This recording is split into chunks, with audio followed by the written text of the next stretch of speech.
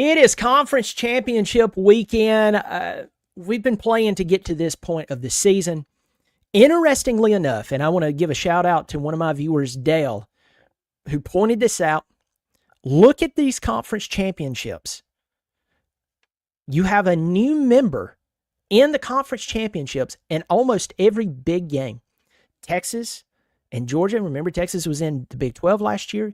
You have Penn State and Oregon. Oregon was in the Pac-12 last year. You have SMU and Clemson. You have that game. You see who was in the ACC and not in the ACC last year. And then, of course, Iowa State and Arizona State. Arizona State was in the rest in peace Pac-12, now Pac-2. It's interesting to see these new teams get in over a lot of blue bloods into the conference championship. This is a lot of fun. This is listen, I don't care who you pull for.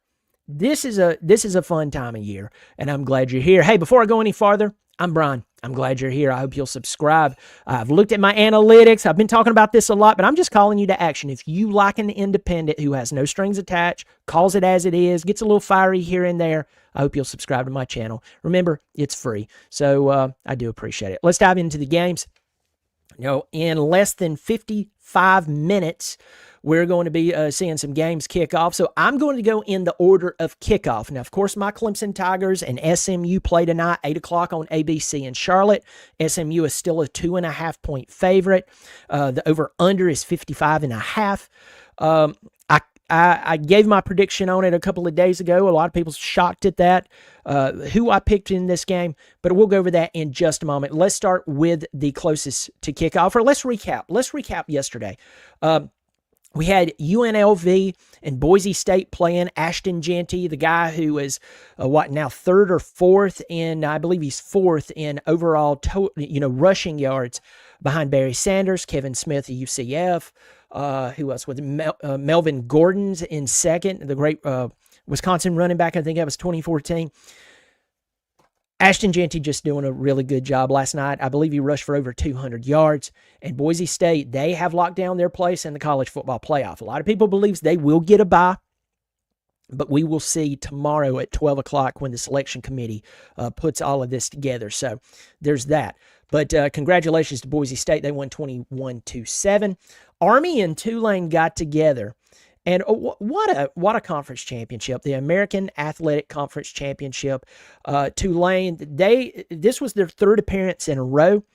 And, man, Army, what a great story. 11-1, 7-0 in the conference. Their only loss was Notre Dame a couple of weeks ago. And interestingly enough, they win 35-14. Congratulations to the Black Knights of Army, the guys from West Point. Think about them, how they've changed their game, and then how a lot of it's still the same, even though they'll change the looks. A really good story. And then, of course, next week, even though the conference championship is over, it's done, they still play Navy after the conference championship. To me, that's really cool and weird all at the same time. So congrats to Army.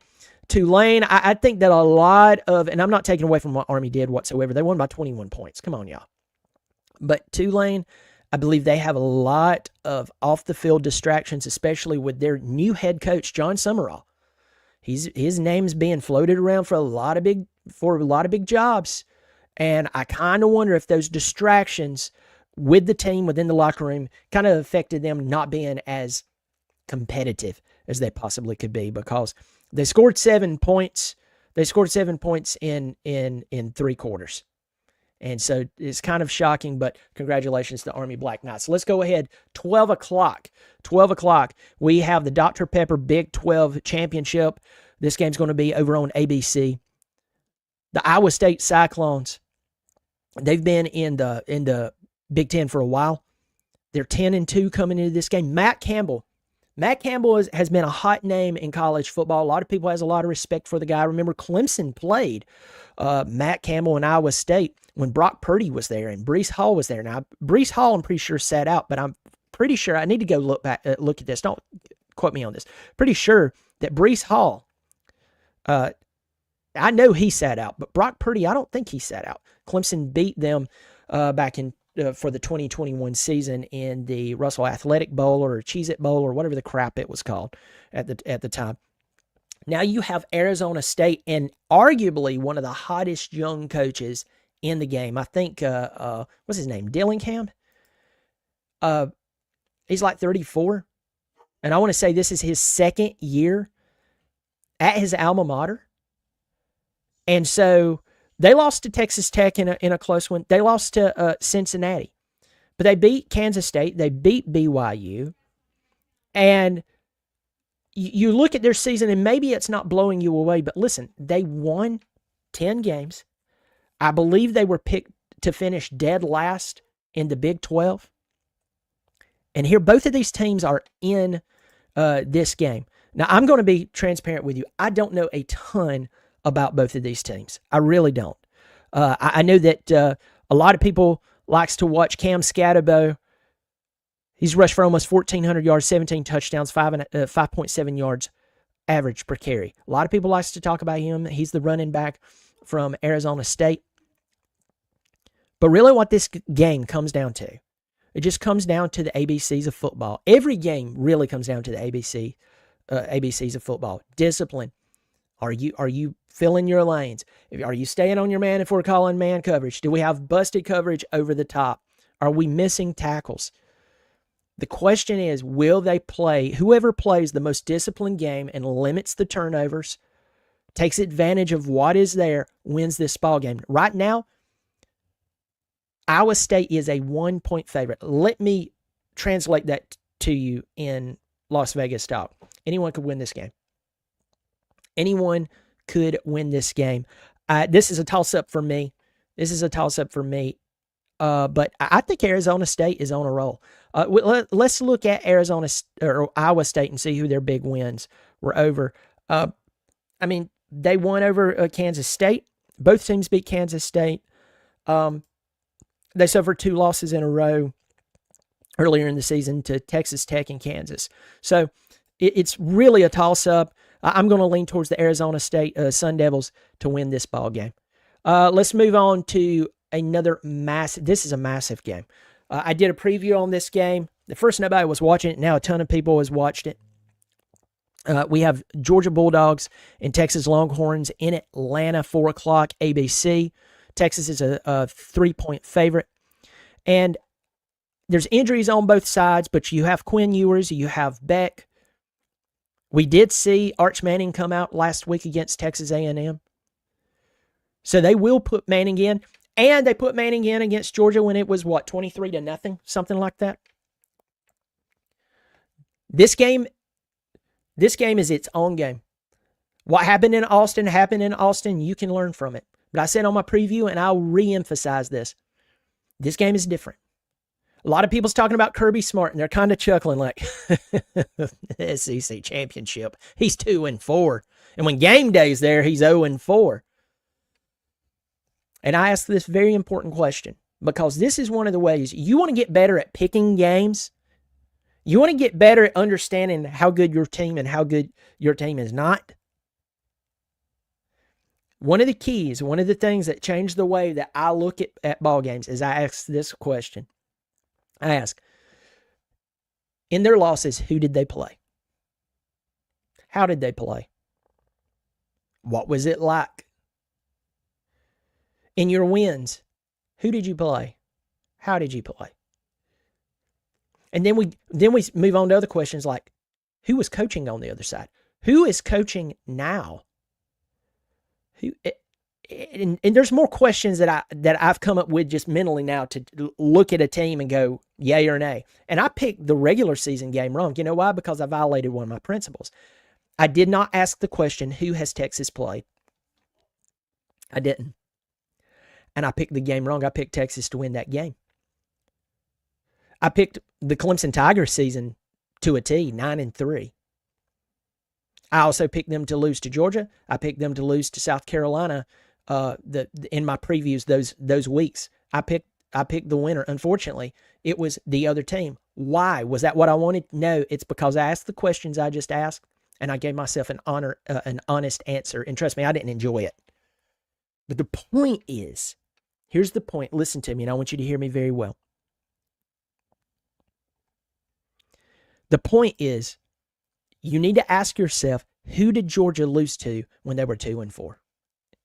They're 2-4 in the SEC championship. 3 of those losses was to Alabama, who was led by arguably one of the best coaches to ever coach anything, Nick Saban. So there's that. And the other game was to that, I'm pretty sure LSU led, or Joe Burrow led LSU team. Jamar Chase, Justin Jefferson, Marshall, Edwards-Helaire. Gonna keep going. And I'm going to say this. Texas is a good football team. Sark has pulled them back to this moment. They didn't get all eat up with last year's appearance in the college football playoff. They're in this moment for a reason. They are finally, I would say at least for right now, I won't say next year, but for right now, they are back versus when we're back. No, they wasn't. You remember that? I remember that. In the Sugar Bowl. But the point here is, Texas needs to understand when you play Georgia and Atlanta, it would take a Nick Saban-led team, a once-in-a-lifetime LSU team to beat them in Atlanta. I don't care how the tickets are split. This game gets rowdy. I pick Georgia to win this game. Texas could win this game. Texas could win this game, all right? I'm not saying it would be some grand upset. It wouldn't. I just believe Georgia's going to be too scrappy and Georgia wins this football game. Let's talk about the other 8 o'clock matchup tonight. Which that game's at 4, but I'll end with Clemson. They're playing at 8 o'clock. That's the reason I said what I said. Penn State and Oregon playing on CBS, 8 o'clock. Oregon is 12-0. They've stayed number 1 forever. Dan Lanning can coach football. And when Dan Lanning, the job was dangling in front of him to potentially go over and coach at Alabama and take the place of Nick Saban, he stayed in Oregon. And there's a lot of reasons for that, but I'm going to tell you this. I believe the man made the correct decision. He's 12-0. He's got them slinging the rock around, running the ball, winning games. On the other side, you have Penn State, a team that I'm not sold on. I'm not sold on, but they're 11-1, and they're in their conference championship. By the way, Penn State fans, if any of you are watching, which, by the way, I never hear from Penn State fans. Never hear from Penn State fans. I know someone right now who lives in the town I live in who pulls for Oregon, and he's from here. Okay? He's from here. He's not from Eugene or Corvallis, which I know that's Oregon State, or Medford or any one of those areas. No. He's from here, and he just likes Oregon. Hey, to each their own. I'm trying to rack my mind and figure out if I know a Penn State fan.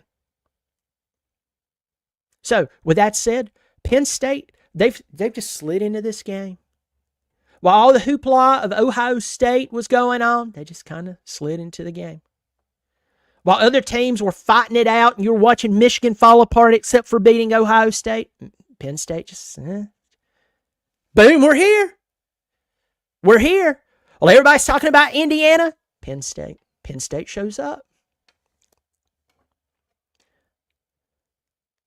Now, Vegas is saying, look, this is a 3.5 point edge to Oregon. And you go and you look at Oregon's games. Oregon had a tough time in the very first game of the year with Idaho. The next game, with Boise State, they only won by 3. You go about 6 games in, you have Ohio State. They won 32-31. That was a really, really good game. But you go on into the season, and you just see more and more dominance. With that one game with Wisconsin, they were starting to slip up. Wisconsin almost got them. But you're seeing a lot of dominant games after that Ohio State game. Now, were their competition just unbelievably impressive? No, impressively. They're 12-0. I believe in Oregon. I really do. Let's go to Penn State. Let's talk about them for a second. Beat West Virginia, beat Bowling Green, beat Kent State, beat Illinois 21-7. That was a much better win than what a lot of people realizes. Beat UCLA, barely beat Southern Cal. They do have good athletes here and there, but Southern Cal is not. It's not what we were used to with Matt Leinart and Reggie Bush, and then you go on back to the 80s and the 70s, and it's definitely not that level of play. But they lost to Ohio State, and Ohio State spotted them 10 points. I remember that game. I remember when Will Howard threw the pick six, it was 10-0, and I had just picked Ohio State to win the game, and I'm sitting there going, just wait. And Penn State blew it. Ohio State went on a 20-3 run, and it looked like it was going to be Ohio State and Oregon in this thing. But guess what? They just kept playing. They played the artist formerly known as Washington. Why do I say that? They don't have the same coach. They have a lot of players that transferred out.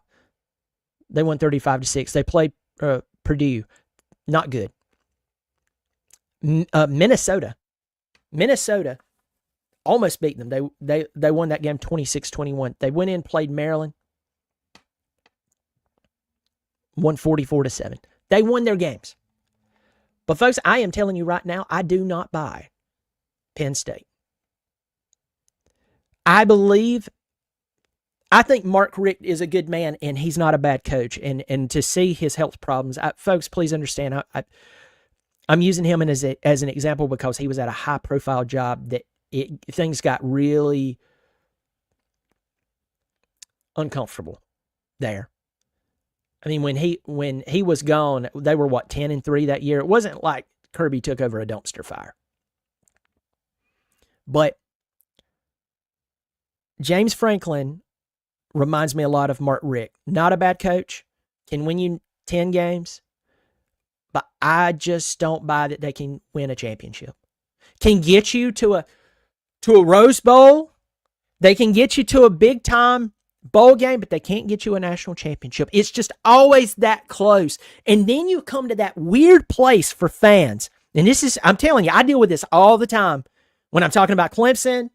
The only thing about Dabo, and if you ever criticize Dabo, is Dabo does have 2 national championships. Now, that doesn't give him a license to do, in my opinion, anything he wants, because if you talk to true winners that they continually win for years, a great example is Nick Saban. Nick Saban understands very clearly you cannot do whatever you want and have long-term success. You can't. You can't live off of what you've done in the past. You have to continually adapt your game to the current game. But with that said, Dabo Swinney got his guys to the mountain twice. James Franklin has it. And I'm picking Oregon to win this game. I think it could be a good game, but I would tell you, do not be shocked. I could be totally wrong on this, but do not be shocked if Oregon wins by a little more than what everybody's saying. Don't be shocked. I didn't say a blowout, but this is a 3.5-point game. Folks, I really feel like Oregon's going to win this game by 10 points. I really do. All right, let's talk about the last game, and then I have to go. I have to leave. There's a bunch of you in here.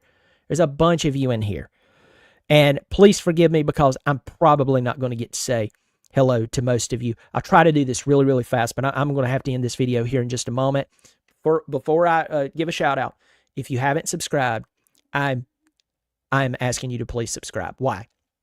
I looked at my analytics just the other day. Showed 16,000 new viewers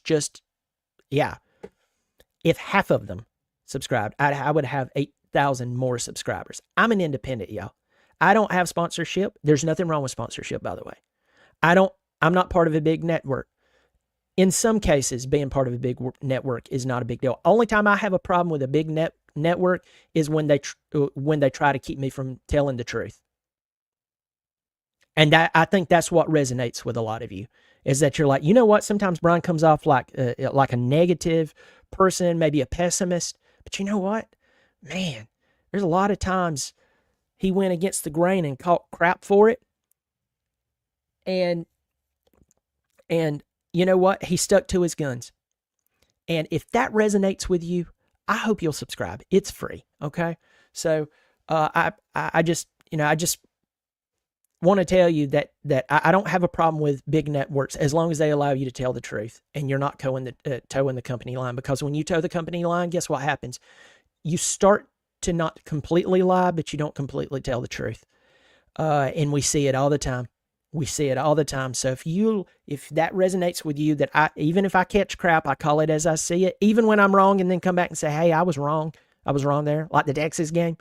That if you like that sort of thing, I hope you'll subscribe. It's always nice to see y'all in here. All right, real quick, I just going to look like an auctioneer. Noah Denton, Drake, Hampt Redmond. Good to see you, man. Thanks for supporting the channel on a monthly basis. I see it symbol beside your name. WB2DX, Drake, I just put your face up here. Good to see you, my buddy. Got a beautiful family there. Noah Denton. Parker Henderson, I've not seen this much God influence in Clemson making the ACC since Trump dodged a bullet. Thanks for supporting the channel, my buddy. Rustastic, come on, Clemson. Try to go through here a little quicker, and I'm going to get back to this. Judy Goggler, maybe someone can answer this for me. Why didn't Clemson go for the tying field goal? There's a lot of questions there. Matthew, thank you, my friend. How do you feel about the nearly freezing temps effect? It can affect it, my friend. It can affect a lot of people. Yeah. Truth, arm tackles doesn't work. That's 100%. 100%. Okay, let's talk about Clemson, and then I'm going to have to go. All right. So I did my preview a couple of days ago. If you watch me all the time, you know what's coming here. If you're someone who's one of those 16,000, 20,000, 30,000 new viewers, you're going to be like, what? What? I bet this guy picks his team to win everything. Ooh, no. Welcome to the channel. I don't. I picked Clemson to lose against Georgia. I picked Clemson to lose against South Carolina. I hated every moment of it. But I had to be honest with myself. In fandom, we get drunk on our own team talking points. And if you're at Clemson, you get drunk on the success of 8 and 6 years ago. And I'm just going to tell you, 6 and 8 years ago was getting longer and longer, farther and farther in the past. Right? It is. And those were great moments. But today, a different team is playing for Clemson. I picked Clemson to go 9-3 this season. They're 9-3. So the reason I'm saying what I'm saying is to let you know I'm a realist with my team. And it absolutely drives me nuts because I can look at a game and go, oh no. Oh, flipping no. No. I can't believe it. I can't believe it. They're going to lose this game. And you hope that they don't. So I'm honest about my team. Realistic. Clemson comes into this game against a team that is brand new to the conference. Clemson is a blue blood of the ACC. Clemson's won something like 7 out of past 9 ACC championships. Dabo Swinney knows the path up Interstate 85 north to Charlotte, to Bank of America Stadium. You could blindfold his wife and she could drive there from Clemson, South Carolina. They've been there so many times. Clemson, even not being elite anymore, I don't care if they are in the college football playoff hunt. I don't care if they are in the conference championship today. Clemson's not playing elite football, but most of all, they're not coaching elite football. But there's something about this game. There is something about this game that as I look at SMU, I have a lot of respect for SMU. I believe SMU can beat Clemson.